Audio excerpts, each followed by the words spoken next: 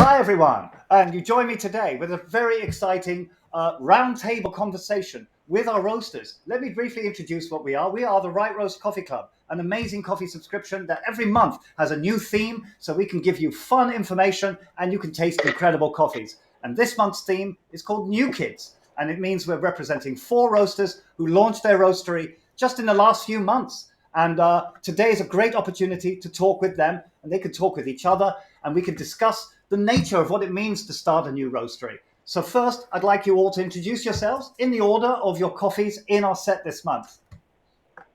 Starting with you, Rob. Yes, so my name is Rob Clarijs. I'm from Rotterdam, Netherlands, and I own a coffee roastery called A Matter of Concrete. And coffee number 2 is? Hi, my name is Dimitrov, and myself and my wife Aga own a coffee roastery and a cafe in Bristol, UK. Fantastic. And coffee number 3? Hi, I'm Caudia, and he's Jorge. We are Orbita Coffee. We roast coffee. We are from Spain. Barcelona. Fantastic. And finally, coffee number 4. Hi everyone, my name is Stephen Houston, and I am the owner and head of coffee for Lucid Coffee Roasters based in Belfast, Northern Ireland. Brilliant. So guys, I'll kick off with basically a question that people are dying to know, which is the essentials of opening a new roastery.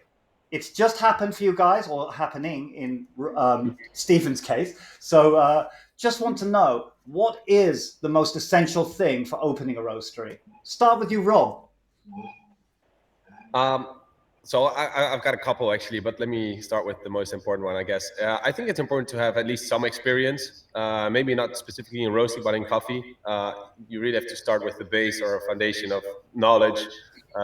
Because I heard a lot of people who've been visiting my place and like, oh, I would like to do that as well. It's like, well, first start maybe with, becoming a really good barista, or, start working at a roastery.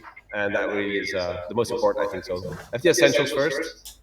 And then secondly, I think it's very important if you want to grow to automate stuff, make sure that things are efficient, and make sure that you do what you're good at. So if you're not good at accounting, don't do accounting, because it will take up too much of your time. If you're good at design, do design. If you're not good at design, let someone else take care of it. Yeah, I mean, you guys have all got amazing design. So, I mean, is this something you like to do yourself, or have you been delegating your design work? Well, I have a really lovely fiance actually, who's a graphic designer, and so she helps me out. Brilliant. And straight over to coffee number 2. Please tell us your story, Jimmy, of what's the most essential thing for starting a roastery. I think the most essential thing is to actually have a plan and knowing what you want to do before everything. And of course, like Rob said, you need to have experience. You need to know the industry really well. That's not always essential, I think, but if you know it, that's a really positive and good situation to be in. I think having a plan, then you need to figure out, you need to see yourself, what do you want to do in the next maybe 3 or 5 years, and what do you want to do with that roastery, like how big you want to grow, and then the most important thing is the roaster as well. Like what roaster you want to buy, and the size of it. So that is based on what I just said. And yeah, just having a really good plan and knowing what you want. I think that's a really important thing. Yeah. Brilliant. Straight over to you, Jorge and Caudia. Okay, for us, the most important thing was like to decide who is the target, or like our final customer, who is and what he likes or she likes to drink, which kind of coffees, because that will define the coffee that we buy, the roasting profiles, like how we set everything, and also like how we want to do like the relationship with our customers, because for example, for us it was important to decide if we want to buy to everyone or maybe only to a specific part of the market, to make more exclusive your product. So we needed a lot of time to define these kind of things, like who we want to sell the coffee to. That's really good, yeah. Of course, it's, for me, it's like really important to have expertise, like to know the market and to know what you are doing. And I found really interesting what he says about that the things that you don't know how to do it efficiently, it's better to search another person to do them. Delegation, yeah, it's always very important. Don't try and do everything yourself, I imagine. It's too much. So, yeah, Stephen, as you talk to us fresh from your newly opened roastery. Yeah. I think everyone kind of answered the kind of questions there. That I would say, you know, I've come from a good deal of experience working for another company, which has been very helpful when it's come to essentially what equipment and what kind of things I want to have in my space. But definitely, like what Jimmy said, like having a plan, and sort of what Caudia has also mentioned, like understanding what it is you want to achieve with your product. Are you going wholesale? Are you going just retail?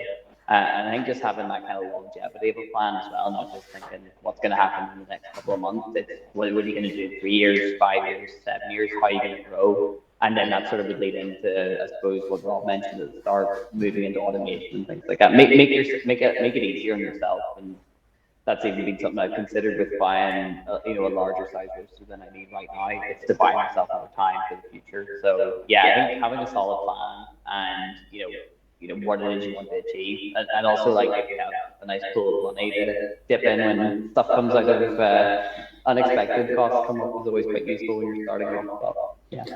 Brilliant. I want to actually get a bit more information from you all about your vision for your roasteries and what it is you want to bring to people. So this is your chance really to give us that description in a nutshell. Start with you again, Rob. Just tell us basically what it is you want a matter of concrete to bring to the coffee community, or what your mission is. I have to start with a tough question now. Sorry. It is a tough question, but I guess it's a combination of a couple of things. Mainly, for me personally, it has been something that I've worked on, maybe like in my mind or in my dreams, basically, for a really long time, to start a roastery and a new brand that was like sort of that will work in the world that I like, which is like the high segment of specialty coffee that I've worked in for almost a decade. But I never had a chance to really be part of it in my own way by building something, putting something there, like having a platform where I could build from. I was always working either with other people, for other people, or I had my other coffee brand that I've had for a bit over 6 years, where that wasn't focused on the coffee, specialty coffee world that I was living in. So it's very personal. So I just saw like a sort of an opening, because I thought, if I do this, then I'm not saying I'll be much different than others, but I think I have a very personal touch in everything I do. So yeah, so I think you can even see it in the type of packaging everybody uses. It's all very different, but I mean, it's just like the way we look, we all look different. So yeah, it's very personal. Same question for you, Jimmy. We started initially as a coffee shop, and I'm very passionate about people and like us in general, but I do love coffee a lot, and I've been in coffee for a long time, but I wanted to create a place where I can really connect people and showcase different coffees and just build a bridge between producers and consumers. And I found a gap in the market, and because I really loved being involved in coffee, and I decided to be that bridge, basically. So it went really well, and then we decided to actually open the roastery and then be more involved, and we'll be going and traveling to different countries and really like going and working really personally with producers and bringing amazing coffees and just sharing it now, not just in our cafe, but everywhere around the world. And that was always our priority, kind of to just share as many coffees as possible, and from some really small, really talented producers. And that is what this Sweven is about, really. It's about the people and sharing the coffees that are produced by people to other people. So it's this kind of like vision for Sweven. Yeah. Excellent. And obviously we put a lot of attention, and there's a lot of quality control, and there's a lot of decisions to be made, like what coffees we buy and what producers we work and so on. And then it's a lot of planning and yeah, it's constant connections and contacts, and yeah, it's a lot more difficult than it looks like, I think. Yeah, can imagine. Well, you guys know it, so yeah, so it's not easy for sure. It's a really small operation. Like we never wanted to like grow too big because we always wanted to work like really small scale and special stuff. But it's still really difficult. It's nothing easy. So yeah, I mean, do you all feel now that you've just launched and you're all at a similar stage? Do you feel that this is basically a bigger challenge than you imagined going into it? Well, for me, I mean, it depends what kind of challenge. If it's a challenge that you feel like, okay, this is too big and I'm not going to make it. But if it's a challenge that you really enjoy taking, then you're like, okay, I really want to actually take on that challenge because you know that you want it. It's not a challenge really. It's something that you enjoy and you just fight for it and you do better and better and just improve, I think, along the ways. Brilliant. It's like everything else. I mean, opening a roaster is a huge challenge. It's a big investment. So same question. Oh, sorry. I just wanted to hand over to Jorge now. Tell us your mission for Orbita and your experience so far. Our experience. Sorry, well, Caudia. yeah, we change. We are two, so then the pressure don't get all the time to the same person, right? Well, for us, what's very important, always talk about traceability and work with less volumes that allows us to rotate more often the coffees, right? And just people to know more about more lots and more farmers, and because for us, specialty coffee is this, right? It's traceability and get to the customer to know about where the coffee comes from, right? That for us is super obvious, but there is not for other people. And there is a lot of challenges because we are online, so we don't have a shop, right? And for us, that's getting to know you and people knows you and like the coffees and all that kind of stuff. It's like a daily work, that you need to fight.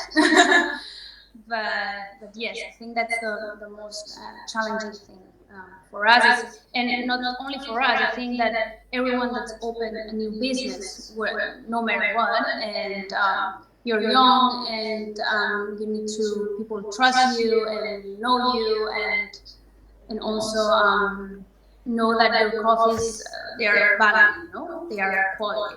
So yes, that's a great mission. It's very good when a roaster has the reputation. It's a wonderful thing. You've crafted it, you've built that reputation, and then people get excited for your coffees before they even come out. To me, I feel that would be a great sort of pinnacle for a roaster, and I hope you guys achieve that. So finally, I want to know, Stephen, your answer. It seems obvious that the most painful thing for you is getting equipment in on time. Yeah, I think most of my gripes come from Brexit and things I don't know about, but it's fine. The vision or sort of the mission, I suppose, with Lucid is taken from the name Lucid. It's to mean to be expressed clearly or easy to understand, and that's what I've always kind of wanted to show. Like that's how I want to show coffee to everyone. It should be accessible. It should be easy to understand, whether it's the most complex 90 scoring geisha or it's 82 scoring Brazilian pulp naturals. They all have a place in specialty coffee, and it's kind of being able to be in a position where I get to choose what coffees we bring in. I get to showcase what it is. But trying to break down those kind of hurdles that we do see in the industry, whether it's to do with pricing or it's to do with accessibility, talking about flavors, talking about different things, and it's just trying to navigate a more accessible way of doing that through education, through talks, through hopefully eventually doing like some sort of subscription services. But yeah, generally it was just to kind of for the company I worked for previously, there was a lot of things I couldn't control, so it was always kind of, and I had sort of bigger ideas, I suppose, and then growing up with that kind of experience just kind of led me to then sort of find my own path. So I've been very, very fortunate with the kind of journey I've got to take part in. So now I'm just running with it. Exactly that. It's like what Jimmy mentioned. Like there's a lot of challenges, but I don't. I come in every day, even though it's frustrating. I'm still here. I'm still making it work. It's not. it's not that kind of challenge. Yeah. It's not a challenge when you do love it. Like and that's also a lot of the stuff that I'm dealing with is I can't control it. There's nothing I can do about stuff being delayed. So it's just you just gotta accept it, and you know, it gives me more time. It gives me more time to do other little things and make sure everything. Because as I say, I haven't officially opened yet, so I get a bit more time to test, you know, my website and little bits and pieces. So it's just about being positive, and then, you know, we'll get there in the end. Yeah, but this is kind of my point. This was going to be my next question, which is a lot of you have already been working for other roasters, and I'd like to know what the difference is now that you're going it alone. I think, Stephen, you've already pointed out that you have to now face all these challenges that someone else dealt with yourself. But if any of you could speak to some of the more interesting things that have emerged, unexpected things perhaps, that now you're working for yourselves. Any of you? Well, I mean, I've worked for a roastery like for just over 5 years, and I mean, I never roasted because I'm kind of person that I like people and, you know, always talk to people. But I was doing a lot of education in QC and traveling and keeping up relationships with producers and so on. But I think it's important to understand green coffee as in general, because, you know, this is your main product when you open a roastery, right? So what green coffee you buy, it's important to know how you can identify the quality of that green coffee, and then how you can evaluate it, and therefore how you can promote it, how you can sell it, and to who you can sell it.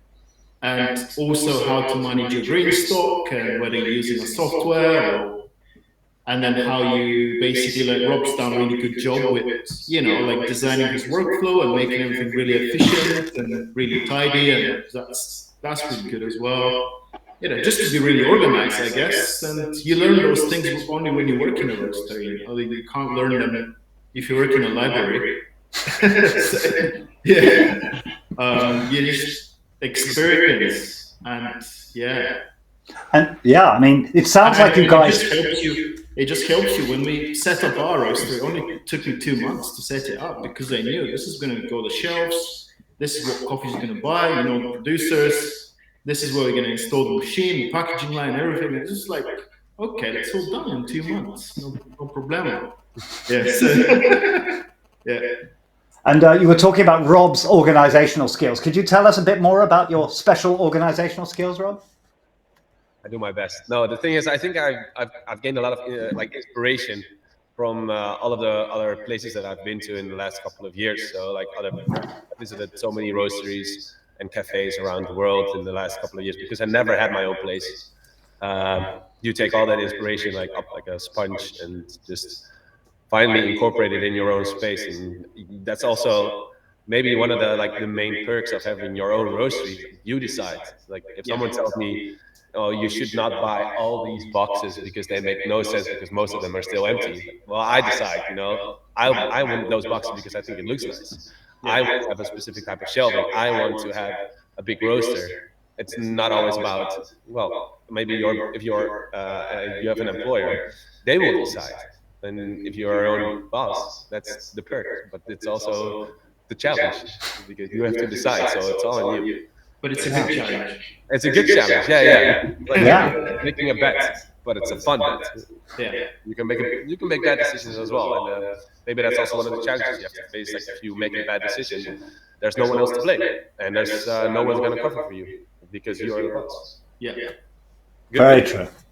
So Jorge and Caudia, what about you guys? Do you feel that you've got a lot of experience that you're bringing to Orbita? What is your background sort of before you launched Orbita? Okay, so our case is a little bit special because we are still working in another roastery. So we are in 2 places at the same time. Right. So we are still working in Magnifico, and we have been working there for a lot of years. In fact, Caudia, since she was born, is there because it's her father's business. Yeah. For generation, yes. So in our case, like we have wrapped all the things of Magnifico, that like all the expertise that we have from there, but also there are things in a big company, in a big roastery, that are sometimes difficult to deal because you are more transversal, so you sell coffee maybe to restaurants, hotels, cafeterias. So you have to have more variety, more roasting profiles, it's everything more complex, no? So in our case was like, okay, we want like something more simple. Oh. So, sorry. That's okay. We wanted something more simple. So the idea was, okay, we are going to design like an experiment for us. Like we like to have less coffees to decide who we are going to sell the coffee and who not. Because sometimes you are selling coffee and people are extracting it not the best proper way. So you are frustrated because people taste your coffee and it's not so good as it is. So for us was like, we are going to use all the expertise from Magnifico to be more comfortable and to have a project like more to our size, no? Yes, Right. because we need to, sorry, just to add something. Because we are a quality control team here, so I'm the person in charge for sourcing green coffee here in El Magnifico since 2018. And we have a lot of different profiles of people here in the shop, right? So you need to choose different kinds of coffee. And sometimes it's not the most that you like on the table, but it works good, you know, it's a good coffee. Because everybody needs to have good coffee, right? And with Orbita, the decisions are more like It's in our personal preference than in a market of customers. yes. Right. So it's more like, okay, we are going to choose what we like, and if we work only with 3 cafeterias and a small amount of people, that's okay. It's like a small project. Yes. So you get to focus more your passion in Orbita, while El Magnifico is doing the more staple stuff. Yes. Brilliant. So here's an interesting question. I've really wanted to ask you this, guys. It's obviously there's a lot of specialty coffee these days compared to 5 years ago or 10 years ago. Have you given this much thought? What will it take to stand out in the crowd in 2022, do you think? I'll start with you, Stephen. Yeah, it's something that I do think about quite a lot. It's something I suppose I've been looking at it for a couple of years now, and it actually stemmed from a conversation I had with I don't know if you know Cafe Belleville in Paris. I spoke to Mihaela. It must have been last year, the year before, about she did a talk about blends, and it kind of always stuck with me because blends, especially now, well, if you know, in the past, always had this sort of poor connotation around quality or darker roast or commodity. You know, blend always had the kind of synonymy with, you know, lower grade coffee, so that when single origin became part of the, you know, the third wave of coffee, it became then that was what it had to be. It had to be a single origin. But I think coming back to it now, the way I look at blends and the way I talk, what Mihaela had mentioned was a blend is an opportunity for a roaster to create their own identity, because you're basically taking one to you know multiple coffees and creating a new flavor profile that's greater than the sum of its parts. We're seeing it now becoming more popular. You're seeing it in World Brewers Cup. I mean, if Matt went and used the blend to win the World Brewers Cup. So it's taking coffees that already exist and being able to use your skill as a roaster or as a taster to basically create your own identity. And that's something that I look at from a cafe perspective. Why do people return to that cafe every week? You know, is it the service? Is it the coffee has this great flavor profile? It's all those little things make up, I suppose, kind of your identity as a cafe, but then that also can be something you do as a roaster. You can create flavor profiles, create blends that other people like with different flavor preferences. So that's something I'll definitely focus on as I start to begin, is trying to explore things like that, because I know everyone here can roast amazing single origins. We could all buy the exact same one, but it's all the exact same coffee. Whereas, you know, if you take multiple coffees that you have and create a new flavor from it, then that creates your own identity. So that's kind of. That sounds so exciting.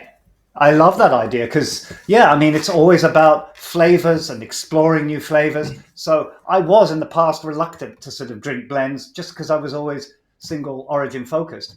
But now I just want great flavor. So, yeah, that sounds really, really exciting. That's it. It's about creating experiences. Yeah. Brilliant. Same question for you, Rob. Yeah, standing out, right? So I think packaging is like one of the things, and I think we all do a really good job on that. I think I did something different myself because I thought it was like an opportunity, and I could see other people who used like a different type of packaging. I thought that was that was something that I could do. But on the other hand, like I already noticed, like in almost every single answer everybody's been giving, I feel so related with almost everything everyone says, because it's basically this. I would have given the same answer if it would have been another day. But I think the thing is, I think we're all sort of fishing in the same pond. It's a big pond because we're all like basically shipping worldwide. So we're shipping to whoever relates to our world of specialty coffee. So for Caudia and Jorge, I mean, they are very specific about their customers, but Jimmy and Steven are probably going to be the exact same, because they also don't serve their coffee to just any place, and neither do I. But we all do it in our own way, and because we're all fishing in the same pond that is huge, it's like, it's basically like anyone who relates to us we will relate to probably, and I think that also stands out because in a way we're not, maybe I'm just speaking for myself right now, but we're not looking for people who want to order like tons of coffee of our like every single week, just as one cafe that takes like 50 kilos every week. That doesn't do it for not for me. We like to have like the small cafes, the more well-known cafes in specialty coffee to serve our coffee. So because we're proud of it, we're proud to find someone who is we can relate to. I think, if I'm just speaking for myself, but I think it's everybody. Yeah, of course. Definitely. Jimmy, what do you think? What? So what does it take? Yeah.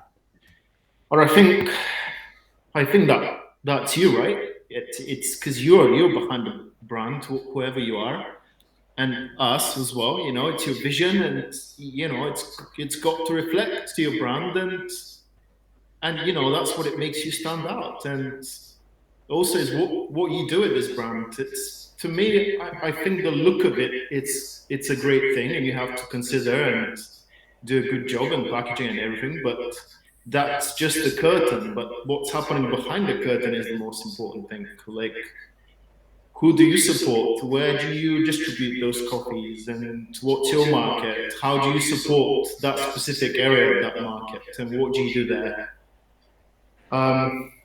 But yeah, like Rob said, it's, you know, we're all in the same kind of pond, you know. But the good thing is we're not really a wholesale, huge, like multi-tons wholesale roasteries, you know, or at least we're not. And you know, we sell really small quantities to really small cafes and from a really small producers. Oh, I think Jimmy's frozen. Hopefully we'll have Jimmy back in a minute. Oh, there you are. So, yeah. Great answer. That's really, really good answer. Thank you, Jimmy. So what do you think, Jorge and Caudia? What does it take to stand out? Well, I'm super agree with all of you guys, and it's nice to talk with people in the same kind of vocabulary, right? Well, you're right. There is a lot of roastery just spread, you know, like blooming.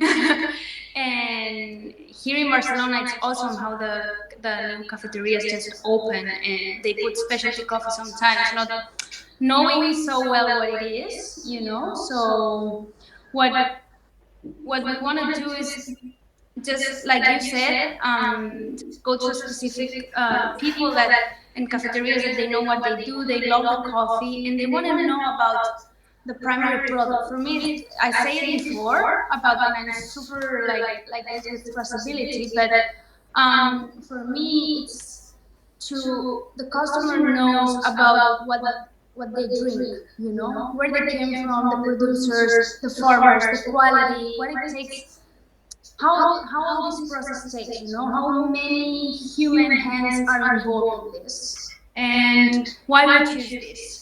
And for me, well, I think for us, that's super important to communicate, because it's like a mission, you know, it's like communicate, and yes, I can say that. Yeah, well, I think that one of the things that may change, I mean, that is different to other roasteries, is that we want to be small and to have a really near relationship with our customers. So we want to, that if you go to a place that have Orbita coffee there, that the extraction is always like perfect because we are working with them together.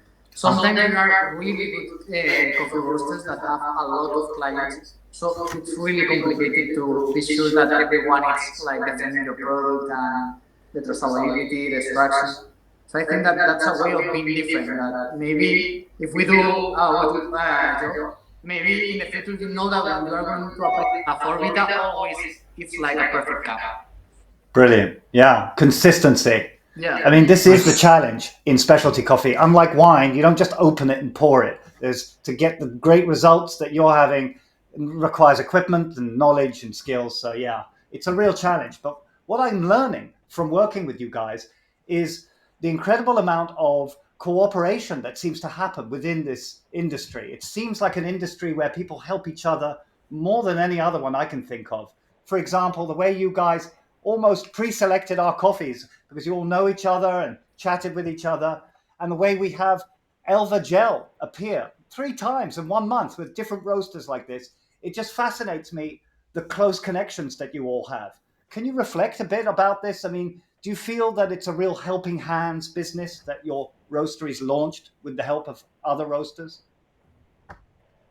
Any of you? I mean, Stephen, for instance, your coffee was roasted exclusively for us, but you haven't got your roaster yet. So you've had to have the help of other roasters. And I see this a lot. So I just wanted to know a bit about how you were helped by other roasters in the community to launch. Yeah, sure. I mean, like I've always kind of believed that with the industry. I've been in it nearly 8 years, and like that's what it always the bit that always attracted me most to it was the people involved in it, and you know the sort of I suppose it's easy to ask questions to people, and it was always surprising to me at the start, like how quickly people would get back to you, like people I would look up to or other roasters and competitors, things like that, and you know there was always just this kind of like helping other people has always stuck with me. So it's kind of something I've tried to always do as well, help where I can or give advice or, you know, whatever it is, those little things, because I've now kind of been on the other side of it.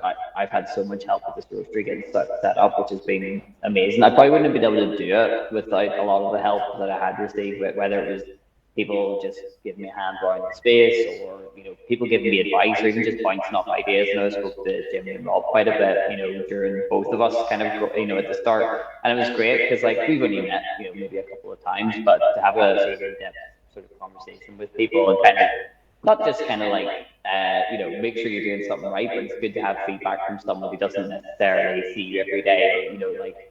You know, I have the problem where it's like I show my parents, like, look at this great package, and they're just like, oh, it's great, but there's no, you know, critical feedback. So it's always, that's why I've used the industry to a certain extent, just say what other people think, but I'm always blown away by the support that we all give each other, and that's what it should be about. It's about, you know, if you can help someone else along their way. My sort of vision with it is, you know, the more people we can convert to specialty coffee, you know, the bigger that pond gets, the more people we can supply to, and then there's plenty for everyone. So yeah, it's a great industry to be part of. As much as it has its ups and downs, that's the bit that always brings it back up, is the close connection to everyone, I suppose. Yeah. Anyone else? Rob, could you tell us about your helping hands? Thing, like what Stephen just said, like, I mean, I've talked to so many people before starting the roastery, other roasters, and like people who could help me out with like whatever, like installing the machine and just anything, or designing stuff, looking at the interior or whatever, the efficiency. But also like now it's actually, now the roastery is running, it's like there's been a couple of times that my coffee has been next to Jimmy's coffee, which is like more than a compliment, because it's super cool, because it's like we're friends. So it's even better to have your coffee next to each other. It's like I was at the Darcy's in Copenhagen last week, and I started was serving Jimmy's coffee, which sort of made me happy to see like he was serving his coffee at one of my favorite cafes in Copenhagen.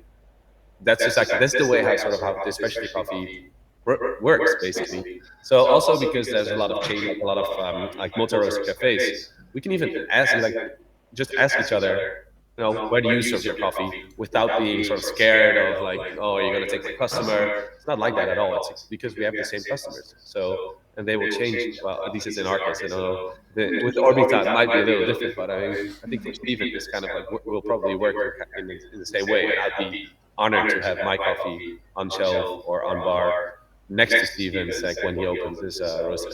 So that's, I think, it's really cool about this whole officially. Yeah, for sure.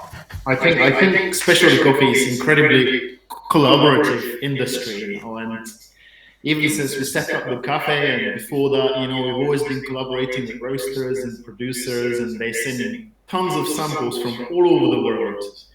we're brewing them, and now it's social media as well. It's so easy to spread everywhere, and it's even easier and easier. And like Rob said, our coffees are always. It is funny because I've seen them quite a few cafes around the world, and it's always like our coffees next to Rob's coffees, and it's quite cool. But yeah, it's just it's a collaboration, and it's a great community, and there's loads of information and exchanging. And don't forget that coffee incredibly stimulates you. It makes you want to learn more, and you want more coffee, and you want to know more, and you want to share more stuff. And it's that kind of product. It's really delicious and makes you full of energy. At least that's me, though. I don't know. Very true. Stimulates. That's one. I agree with you. Sometimes with some friends, we chat, even with Rob sometimes, at 10 o'clock after dinner for hours and hours about some silly things like extractions and grinders and stupid things that probably, if you're in the beer industry, that will never happen, is it? Or maybe, because you'll be drunk by that time. So that's what I'm talking about. That's very true. And what about you, Jorge? What's the I know that you've obviously got El Magnifico to help you set up Orbita, but have you had sort of help from the community or the local or international community? I think that here in Barcelona now it's starting to be more like collaborative, because I think that in the past years was more like, okay, we are all friends, like in the parties and everything of that, but then people were not talking about how they roast and things like that. For me, it was more like, yeah, we are all friends, we do parties, but not real collaboration. But now I think that it's starting to be different. So before, each cafe had only one roaster. So now we are starting to see places that they have like a second grinder, so we can be like more collaborative. Now it's starting, because now we're experiencing like, the other day, like we roast with 2 more roasters, Nomad and Freemax, the same coffee. Like we bought the ring, the 3 of us, and we roasted each one in the machine, and we cupped together with the crowd. So it was really funny. And we are starting to see these things happen and talking about, wow, in this one I feel the Kenyans are not the same than before, or when I roast this, the rate of price, it's happening that. So now I think that it's a start. That's really good to see. I've been to Barcelona a few times, and I'm encouraged by that because it's a great place for specialty coffee. Okay, so I want to know now, before we take questions from the community, I wanted to know about your logo design, your bags. If you could grab a bag of your coffee and just tell us why you came up with that particular design, because I really love all your design work. And I know I spoke with you, Rob, in detail about it at the first London Coffee Festival. I saw your coffee at. And I loved all the details on it. So start with coffee number 1. Rob, talk us through your fantastic design briefly. All right, so I don't do bags, I do jars. Yep. And it's actually a long story, but I'll try to make it as short as possible. So most packaging, so I've had my other coffee brand for a long time, and it was always like one of the most annoying things to find a sustainable packaging that was either recyclable, reusable, or at least like sustainable. And recycling plants are so different all over the world. So I was looking for a way to find a product that was either reusable, recyclable, or reduced, as in the reduced amount of materials used. So starting with reusability, a jar is one of the things that already came to mind. But then again, it doesn't sound very sustainable, and it's in recyclability. The thing is, this is very easy to recycle because it's made from PET, so PET. So yeah, this is one of the plastics that can be used. Basically, be recycled almost all over the world. It's the number 1 recycled material of plastics, and it's easy to reuse because you can just refill it and you can put in a new label. You can reuse it again. You can refill it here at the Roastery, or I can send you a refill pack, which is also a vacuum packed bag, basically, also easy to recycle. And then the reduced part is, so when people see this, they think it's very unsustainable because it's quite heavy, but it's not the weight of the jar itself, because the jar itself, you can see it's like, you can easily press it, because the actual thickness of the plastic is quite thin. So it's very lightweight. It's only like 1.5 or 2 times the weight of a plastic bag, but it's easier to reuse and to recycle. So that's why I picked this. And the design is based on a very old font, which is because I'm based in a UNESCO World Heritage coffee roastery that was built in the 1920s, and my survey was roasting coffee between 1930 and 1995.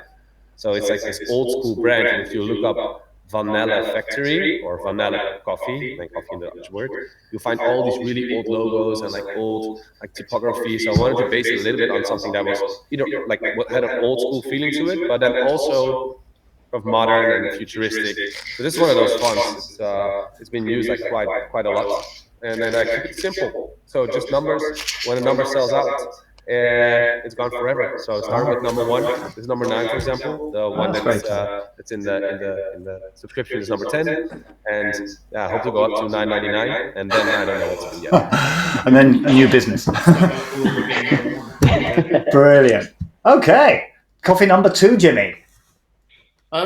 Well, basically, like I explained, we started with a cafe, and Sweven, the word Sweven, we came across it quite by accident, but we were looking for something that we always had in mind that we'll open the roastery, and we considered how the actual logo that we've come up with will look on the back, because this is really important, whether if it's a jar or packaging or bag or box. And, we came up with this logo. And Sweven means a dream in Old English, or a dream or a vision, and that's what people used to say in the 17th century. The word actually, in fact, the word dream wasn't yet existing. It was everyone was saying like, I had this kind of Sweven last night or something. Yeah, and then that was Shakespeare days, and then that word was discarded and then replaced with a dream or like a vision. Crazy. And I thought that this would tie out really nicely with our brand because it was myself and my wife and everything that we wanted to do. It was our vision and our dream. So we've just kept it really simple, really minimalistic. And when we opened the roastery, everything fitted super nicely on the packaging. And we wanted to kind of create packaging that would be sustainable. So this is fully recyclable bags. The paper as well, it's absolutely biodegradable and recyclable. The bag is just recyclable for as long as you put it into the correct bin, and we're quite clear with that. The actual sleeves, they kind of differentiate the coffees, so they're different colors. So we choose the actual color kind of based on the coffee, based on the flavor profile, but also, it's we kind of relate the taste of the coffee with the actual look of the color sometimes, you know what I mean? Like, when you say like washed Ethiopian, it kind of pops up like a really bright yellow, pink colors. Maybe when you say like Kenyan, for instance, this one, it's more like red or like maybe purple or like berries and blackcurrant and stuff. So that's how we changed them. And we also wanted to add a little identity to our packaging, and we've contacted a local tattoo artist, which is my favorite tattoo artist, and she designed a coffee angel. Wow. I was thinking how we can create identity to our brand, because if it was just the sleeve and the logo, it was going to be not really different to anything else. And then when I thought about our brand, what is it Sweven stands for? Okay, so it stands for quality, with super exquisite, elegant, and beautiful coffees, and superior product. And then I was like, okay, let's do a coffee angel, because this represents all of these things that come together. And this is the coffee angel. Amazing. Well, you should have a slogan that says "Sweven, dreamy coffee," because that's what the word Sweven. I know we have a really simple thing. Like, I didn't want to go with tasting notes, so kind of we go with one obvious flavor, which is blackcurrant here, and then it says floral and refreshing. So it's kind of. I see. So you do one sort of solid flavor descriptor, and then more general kind of descriptions rather than So a then you list can of build your own specific. perception around when you taste the coffee. But if you wanted to know more about the coffee, you can go on our website, and you can find my cupping notes exactly. It says what to expect in the cup, and then those are all my cupping notes. See, I find that interesting in itself. The choices a roaster makes on how to put the flavor notes out.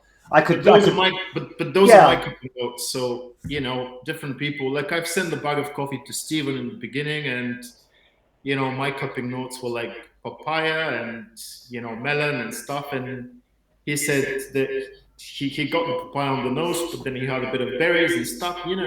Everyone kind of has a slightly different, like build up sensory kind of vocabulary and understanding. So. Yeah. Well, I wanted to reflect on that because I find that some roasters put long descriptions in and detailed prose almost, whilst other roasters very, very minimal, sometimes nothing. And it's interesting what choices one makes on how to sort of sell that coffee. And it was important for us to kind of get some texture as well. So we went for this kind of like stripy texture. So when you pick up the bag, you have like a really nice texture. And this is really smooth texture. And then it combines with slightly more like kind of like corduroy texture. So it's quite nice kind of transition. Brilliant. And yeah, that's it really. And I really like it because it's simple and it's practical when you transport it. And the coffee outgasses nicely from it. So it's good, yeah. Lovely. And now Orbita, which I love the design logo because you've got like the different circles in each. And it's really, really clever. So who designed it? A graphic designer called Andres Requena. He's from here, from Barcelona. And we were talking about the design, about the colors, and I will explain to you a little bit more about that. First, about the name. The name, yes. Yes, and because you said it in the post of Instagram about Orbita, I know orbit, it's always static, but we say it like more like rotating. Rotating. So we rotate the coffees. That's why about the name. And also because it's out of a planet, right? So we came from Magnifico, and I was thinking like, we get out, right? A little bit. But we know that all of our experience and all the knowledge we have, it comes from there. So it's always close to us, right? And it's a place that I came from, right? I love Magnifico. And for the colors, we were talking with Andres, and noting a lot of things, but I change a lot, like my clothes sometimes. Like when I change my wardrobe, right? It's just a funny anecdote, right? I always say, oh wow, who is this person? I bought that, And I didn't want to marry with the color. That's why you can see two colors just in the two, yes. So we did a lot of combinations, and I chose that for the first one. And when this packaging just finished, I will maybe go to this. I see. Or maybe always in pairs. Yes, or maybe go to this, or to this. So everything is just changeable, right? Yeah. Or think maybe that the purple is our color, and always change purple with another color. But sometimes a brand for your coloring, for the color, and we wanted for the identity. So we didn't want to marry the color, right? And also the website, you will see like this kind of rounds here, right? So it's like orbit. It's everything with it's a movement. It's movement. So when we thought about that, it's like a little bit our personalities, and you need something to say about that. Just correct me. But like everything is in the website, it's very like good setup, very structural, but it's funny. So it's a little bit how we work, or how we express ourselves. So because we like to work with organized, but you can play in the website. It's good. Yeah, playful is always good, I think. Yes. Yes. Brilliant. Yes, and it's compostable too. So you can just put it on the organically, or you can plant on the ground. Yes, compost and just recycle. For us, it's important. Perfect. That is important. It's always good to hear about what different levels of packaging is going through these days. It's even the ink sometimes you get on the actual labels can be environmentally friendly. So let's go with coffee number 4. This has only been released in the last 24 hours, revealed, I mean. Yeah. So congratulations. Now we know your iconic design. Please tell us the story behind it. Iconic. Yeah. Iconic goods, yeah. Aye. Nice. Aye. Yeah, like it's all credit goes to my dear wife, who I've been very fortunate. She was a trained architect, so she works for a mechanical engineering firm now, but basically a lot of my design work, a lot of the ideas of things I had, she's helped translate them into, you know, to what you see today. So I suppose the logo, and actually Caudia made a very good point there. It was, you know, when you're trying to decide colors and you're trying to decide what it looks like, it's trying to create something that people will recognize. You know, if it's also I talk about accessibility. So English might not be everyone's first language, but if you have a symbol that's easily recognizable, your coffee could be served in Asia, Brazil, wherever it is, and you'll be able to sort of tell by the, you know, the logo. And that was the idea with the, I suppose, the colors as well. That I'll probably will keep the sort of logo and the text that kind of bright pink. And then I have 2 different colors. So one's for my filter coffees, which is the lighter, and then I have ones for the espresso coffees. The choices of colors were sort of trying to base stuff around. And Jim, again, everyone's kind of answered my question already, which is great. We all think very similar, but the idea of like, when I do think of coffees, when you said Ethiopia, I immediately think yellow. When I think of Kenya, I think of blackburn. But it's trying to pick colors that, you know, what is I want to achieve with a filter coffee: brightness, sweetness, softness, you know, enjoyability. And then espresso coffees, I want clarity, I want complexity, I want balance. And that was the kind of, when we were playing around with color patches and things like that, they were the sort of 2 colors that spoke to those 2 things that I wanted to achieve, I suppose, in the coffee. The general design came from a few different things. I wanted it to be simple because this is a 1-person operation at the moment, so I didn't want to have a complicated packing system of a bag with a label into a box into another label, and you know, that kind of stuff can slow you down when you're with 1 person. I've also basically I've just got a single bag. The label I print in-house myself, and it's just a 1 size label for everything. So even the kilo bags, it's the same size label. So again, I can buy large quantities of the labels. So just trying to get everything to fit and make my life a lot easier. But you know, the idea around Lucid is to be able to see things clearly. So again, the eye was obviously something that we used to see. It also is a little throwback, I suppose, to kind of like, I'm quite into like tattoo culture and iconography and things like that. So it's kind of something that's quite striking, quite simple, and should stand out.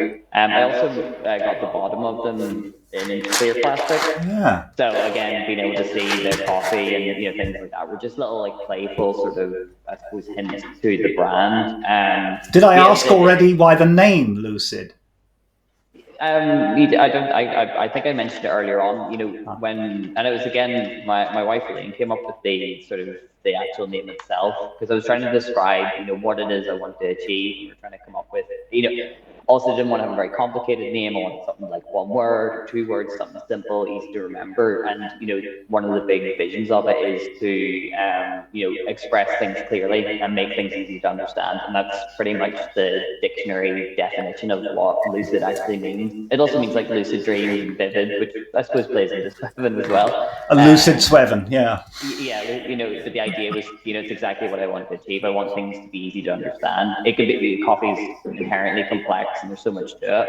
And that was another reason as well. You might have noticed on the label itself, I put tasting notes that I'm going to do something very similar to what Jimmy mentioned. Like on the website, you can go in and see all the information about the coffee, the farm, the producer, roast profiles, all those sorts of things. But from a a consumer point of view, I want someone to pick that up. They can tell what country it's from quite quickly because it's on the front of the bag. But on the back of it, the tasting is more based around, it's got high sweetness, it's got medium sweetness, it's got high acidity, low acidity, things that kind of will hopefully invoke what people might be expecting, because with flavor profiles, and exactly, again, Jimmy mentioned it, when we compared what I thought the coffee tasted like, it was different. It wasn't bad, I think it was quite an interesting conversation, but we could agree that it had, medium acidity or high acidity, and it had great sweetness, it had full body, and that's the kind of, that's usually sometimes the easier descriptors to, I suppose, let someone make their decision, and then, the newbie will enjoy it, and then the person who's really into coffee can go to the website and be like, or, they do it themselves. So it's trying to, I suppose, bridge the gap between everyone and kind of, make it accessible for all, but give all the information you can. So that was kind of the idea behind it. I fully support that, because at the coffee club, we take off the flavor notes. So I do enjoy the fact that you're allowing me to sort of attach my own flavor notes while still describing the general essence of the coffee. So that's very interesting. And I think as well, like it's the hardest thing is variables that we all deal with. If I send my coffee to Caudia and Jorge in Barcelona, you're dealing with different water, different setups. Same with Jimmy, same with Rob. So you've got so many variables, which is, again, you can create a good conversation around what people do compare, what they see in the coffee. But I think keeping it as kind of general or as kind of simple, that's the kind of way I wanted to go with it. Excellent. I'll just now ask the questions that our community have before we finish. So fantastic so far. Thank you, guys. We have a question from Aman's Coffee, and he asks, what's the next game-changing innovation going to be in specialty coffee, in your opinion? I'll start with you, Jimmy. What do you think? I think it'll be the new species, I think. Oh, yeah? Do you all think that? Yeah. I mean, feel free to chat amongst yourself. I mean, to me, together. I mean, you kind of. I mean, I don't compete anymore, but I've done a lot of competitions. But I keep watching what's happening, because I think it's a great stage of innovation and research, and I've done it myself as well, and I know how difficult and hard it is. But looking at maybe the last couple of years of what's happening on the World Barista stage and Brewers Cup and so on, there's a lot of, like new, coffee plants, or, not varieties, but species actually even appearing, like Robustas and Canelforas and Eugenodis. And, I think that would be the future, I think. And I think we're not going to have these delicate varieties and fragile varieties like geisha and, like high altitude, really low resistant varieties. They'll sadly start to disappear, or hopefully not, but then they will have to be replaced with some other more resistant that also have some type of qualities, but maybe not essentially the same qualities as geisha and other. That is why I think that's what will be the biggest innovation in the future, is how the producers could cope and come up with enough ideas to be able to identify what exactly plants to plant and how they can cope with, that changing climate conditions, That is a shocker, but you're right. Quality high, but still keep the quality high. Yeah. So does that mean 10 years from now, people will look back and say, I remember when I used to have geishas, floral coffees, but I can't anymore? Well, I don't... There still be, but they'll be very expensive, and it will be very limited. Yeah. Gotcha. Sorry, Caudia. No, sorry me. So yeah, Caudia, what were you going to add? No, but I was, yesterday I was reading an article about Kenya, about how they find that Riuru, it's more resistant than SL28, right? So they are doing injects. Did you say that in English, right? Injects, yes, with the plants, and because to produce more. Because of course we don't need to forget that we have problems with this year. Brazilian lose a lot of production this year, and we have a lot of climate change. It was also rough. Okay, thanks. And Rust, also, yeah. in about shipping. This year was a crazy thing, you know, for the new crops coming in Europe and that kind of stuff. So I think farmers, they are chasing a lot of challenges. And also we are talking about a new fermentation view. I always say the same, and there's a lot of processing methods, very new coming up, very strange at the same time, that as a couple you don't know how to deal with it. And I think this is the new perspective, maybe in coffee. But I think also because it's like they are trying to make like the low quality coffee higher, like Yes. higher score, because the climate change is like a challenge in the future, no? So it's good. But I think that the innovation also is coming from the extraction and roasting part, because for example, now I was with La Marzocco talking, and they are developing like an app with Cropstar, so you can track all the extractions in the machine and have them in Cropstar. Also, they are working like with artificial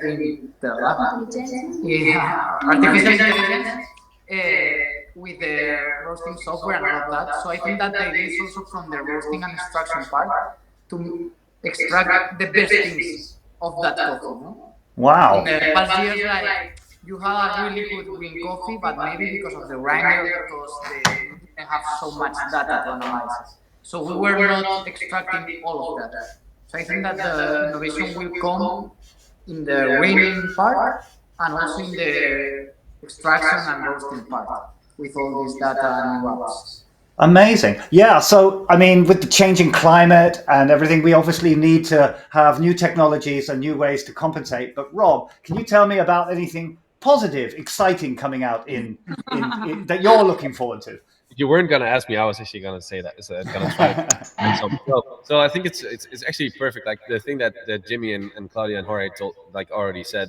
So basically, like climate change has a lot of negative impact, but it also adds a lot of positive impact in a way. Like not a lot, but some, not too much. No. So it also offers opportunities for some countries that were never able to grow maybe some higher quality varieties or like more tasty varieties.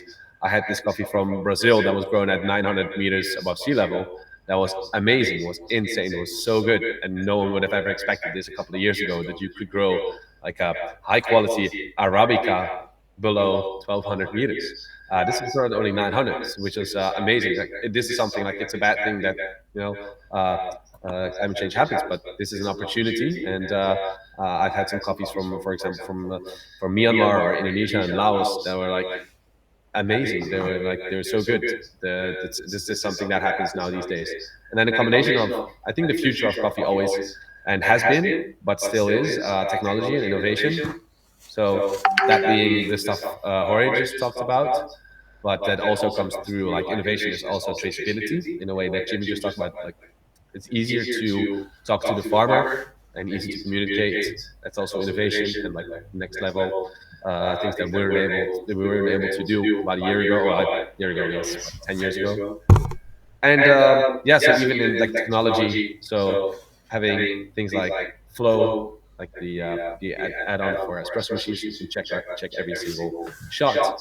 Like tone with the automated brewer, like that kind of stuff is super interesting. And getting like this new, like there's almost like a new set of a bird set being launched every half year or so, because people start to know how it actually works. We think we know, we thought we know, but probably when we look back at this video in a couple of years, we think, oh, we have no idea what we're talking about. That will be interesting to look back, won't it, and see how much more you've learned. I feel like it's probably like when you pass a driving test. Your driving lessons were one thing, but you're going to learn more once you've passed your test. So you're in for a very interesting time. Thank you so much, guys. What a great conversation today. We've learned a lot, and I can't wait for the customers to get your coffees. And brilliant stuff. Thank you so much again.